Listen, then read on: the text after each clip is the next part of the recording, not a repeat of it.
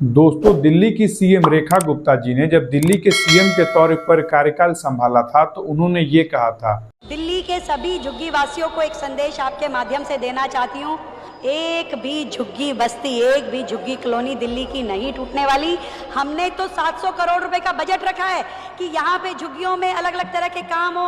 यहाँ पे गली नाली, खड़ंजा, शौचालय और स्नान घर और बच्चों के लिए पार्क, ये सारी सुविधाएं देने के लिए हमने करोड़ों रुपए हर झुग्गी क्षेत्र में ड्यूसिप के माध्यम से लगा रहे हैं। दिल्ली जो कहने के लिए तो हमारी देश की राजधानी है, लेकिन पिछली सरकार ने दिल्ली को नर्क बना दिया है। आजकल सोशल मीडिया पे कुछ नैरेटिव वाली वीडियो आपको देखने को मिल जाएगी। उस वीडियो में ये बताया जा रहा है कि BJP government failed in Delhi. वहीं कुछ लोग सोशल मीडिया पर ऐसा दिखा रहे हैं कि बीजेपी गवर्नमेंट ने दिल्ली में धमाकेदार काम किया है। हम सब जानते हैं कि दिल्ली में बीजेपी की सरकार बने हुए 4 महीने का वक्त हुआ है और इतने कम समय में हम ये कह दें कि सरकार अच्छा काम कर रही है कि गलत, ये अंधेरे में तीर मारना जितना कठिन है। लेकिन इसको समझने के लिए हम कुछ पैरामीटर पर बात करेंगे जो बीजेपी गवर्नमेंट ने अपने मैनिफेस्टो में कहा था। उससे पहले हम आपसे हाथ जोड़ के रिक्वेस्ट करते हैं कि आप वीडियो को लाइक और चैनल को सब्सक्राइब कीजिए। सब्सक्राइब करने से आपका एक भी पैसा खर्च नहीं होता, लेकिन इससे हमें इतनी खुशी मिलती है कि आप सोच भी नहीं सकते हैं। अगर आप दिल्ली में रहते हो या फिर आपके रिलेटिव दिल्ली में रहते हैं तो आपको ये पता होगा कि दिल्ली की सबसे बड़ी प्रॉब्लम है इलीगल कंस्ट्रक्शन। आसान भाषा में कहें तो लोग गैर कानूनी तौर से जमीन पे कब्जा कर लेते हैं, उस पे इलीगल घर बना लेते हैं, दुकान बना लेते हैं और ये समस्या दिल्ली वासी पिछले कई सालों से झेल रहे हैं। अगर हम रिपोर्ट की माने तो यमुना का वो हिस्सा जो दिल्ली में पड़ता है उसके 75% लैंड पर इलीगल कंस्ट्रक्शन हो चुका है। इसके कारण दिल्ली की सड़कें, पब्लिक इंफ्रास्ट्रक्चर, ड्रेनेज सिस्टम का बुरा हाल हो चुका है। यहाँ तक कि लोग रेलवे ट्रैक के बगल की जमीन को भी नहीं छोड़ रहे हैं। रेलवे ट्रैक के किनारे इलीगल कंस्ट्रक्शन हो चुका है, लोग वहां घर बनाकर रह रहे हैं।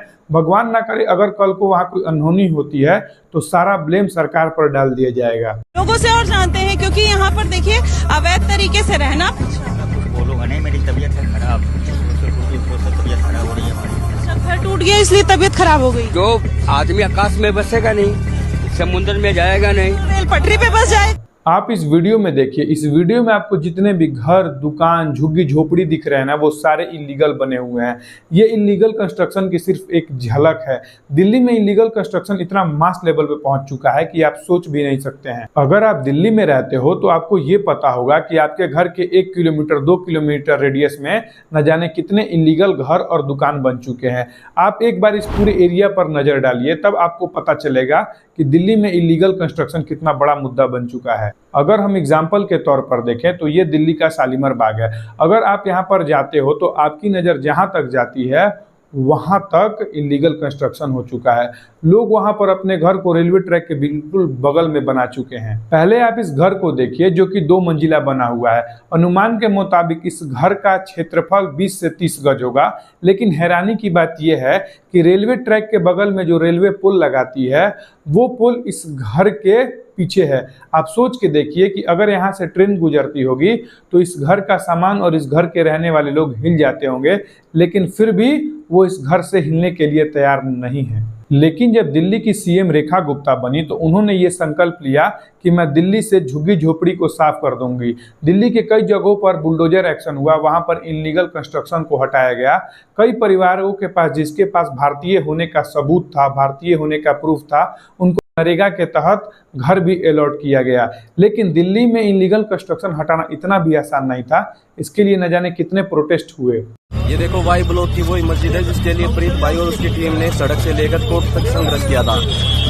आज तक सुनने में आया था कि औरतों का मस्जिद में घुसना हराम है। जैसे ही इलीगल घर दुकानों को तोड़ा गया तो हमारे देश के सो कॉल्ड पत्रकार, जो पत्रकार के रूप में एक पार्टी की चमचागिरी करते हैं, उनको काफी मिर्ची लगने लगी। क्या किसी के घर आशियाने को तोड़ना इतना आसान होता है कि रात के 3 बजे जब सब चैन की नींद सो रहे हो तो आप बुलडोजर चला सकते हो? यह किस कानून की किताब में लिखा है? बसा नहीं सकते तो उजाड़ने का अधिकार किसने दिया? ये वीडियो देखिए। सरकार कहते हैं अवैध है तो फिर आधार है, पैन है, सिर्फ सिर्फ एक कागज राशन कार्ड नहीं है और राशन कार्ड बनाना नामुमकिन है दिल्ली में, पता कर लीजिए, इसलिए इनको घर नहीं मिला। इस चमचे पत्रकार को सुनिए, ये कह रहा है कि कहाँ जाएंगे वो लोग। तो मैं बताता हूँ वो लोग कहाँ जाएंगे। तुम्हारे पास भी कुछ जमीन होगा, उस जमीन पे इन लोगों को बसाओ। अगर इस पत्रकार के जमीन पर कोई कब्जा कर लेता है तो ये कानूनी कार्रवाई कराकर या किसी भी तरीके से अपना जमीन खाली कराएगा। तो क्या सरकार जमीन खाली नहीं कराएगी?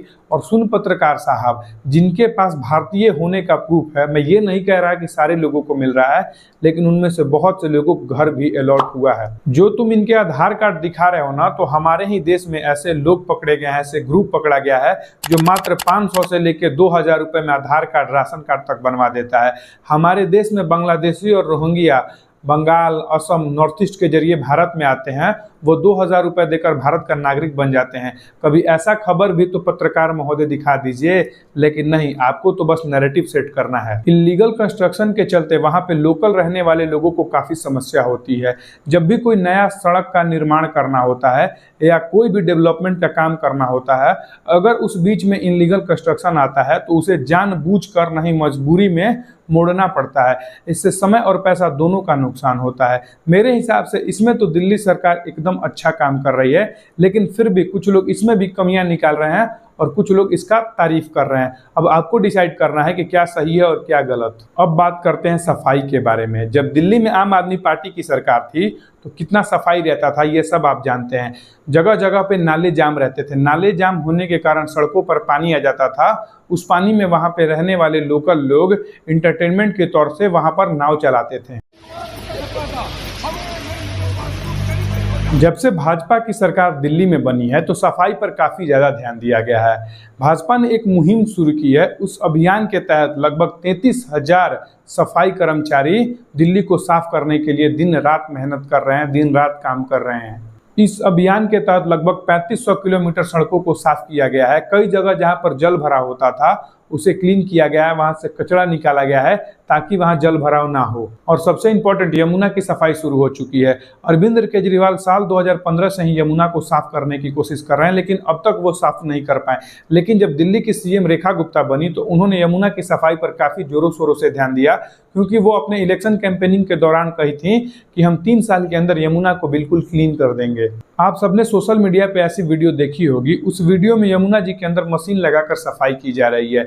मेरा मानना ये है कि उस तरीके से यमुना जी कभी साफ नहीं होगी। और अब तक जो यमुना जी की सफाई हुई है वो यमुना जी के गंदगी का 1% भी नहीं है। दरअसल अगर हमें यमुना जी को साफ करना है तो हमें जो दिल्ली के नाले का पानी है उसको बिना क्लीन किए हुए यमुना जी में डालने की जरूरत नहीं है। उसी प्रकार इंडस्ट्रियल वेस्ट है, जो इंडस्ट्री का वेस्ट हुआ पानी है, उस पानी को बिना क्लीन किए हुए यमुना जी में डालने की जरूरत नहीं है। अगर ऐसा होगा तो लाख कोशिश कर लीजिए, लाख मशीन चला लीजिए रेखा गुप्ता जी, कभी यमुना साफ नहीं होगी। लेकिन अभी कुछ सीवेज सिस्टम पे काम किया जा रहा है। इसके चलते जो नाले का गंदा पानी है उसको सबसे पहले क्लीन किया जाएगा, उसके बाद यमुना जी में डंप किया जाएगा। लेकिन ये अभी उस लेवल पे नहीं पहुंचा है जिससे यमुना जी साफ हो सके। कुछ घाटों को साफ किया गया है। मैं एग्जाम्पल के तौर पे आपको 2-3 फोटो लगा दे रहा हूँ। आप ये फोटो देख रहे हो, ये फोटो कुछ समय पहले का है, लेकिन अब इसे साफ कर ऐसा बना दिया गया है। इसे देखकर तो यही लगता है कि दिल्ली सरकार वाकई में काम कर रही है। लेकिन अगर आप ऐसा सोच रहे हैं तो ये सिर्फ सिक्के की एक पहलू है। कुछ ऐसे मेन प्रॉब्लम है जो कि काफी सीरियस हैं, लेकिन फिर भी दिल्ली सरकार उन्हें इग्नोर कर रही है। आज जो दिल्ली में कचड़े का माउंट एवरेस्ट बना हुआ है ना, उसे दिल्ली सरकार हटाने के लिए कोई सख्त कदम क्यों नहीं उठा रही है? जब दिल्ली सरकार बांग्लादेशी, रोहिंग्या, मुस्लिम को हटा रही है, उनके घर झोपड़ा झोपड़ी को साफ कर रही है, तो उनको दिल्ली से क्यों नहीं निकाल रही है? उनको सेंट्रल गवर्नमेंट देश से क्यों नहीं निकाल रही है? लेकिन सबसे इंपॉर्टेंट सवाल, जो कि मैंने वीडियो की स्टार्टिंग में आपसे कहा था कि बीजेपी गवर्नमेंट दिल्ली में पास हुई है या फिर फेल, इसको समझने के लिए हमें कुछ समय और इंतजार करना पड़ेगा। तब इस चीज़ को हम अच्छे से समझ पाएंगे कि बीजेपी गवर्नमेंट आम आदमी पार्टी से अच्छी सरकार बनाई है या फिर बुरी। अगर हमारा प्रयास अच्छा लगा हो तो इस वीडियो को लाइक और चैनल को सब्सक्राइब कीजिए। आपकी एक लाइक और आपकी एक सब्सक्राइब से हमें आपके लिए और वैल्यूएबल कंटेंट बनाने का मोटिवेशन मिलता है। तब तक के लिए जय हिंद, जय भारत, धन्यवाद।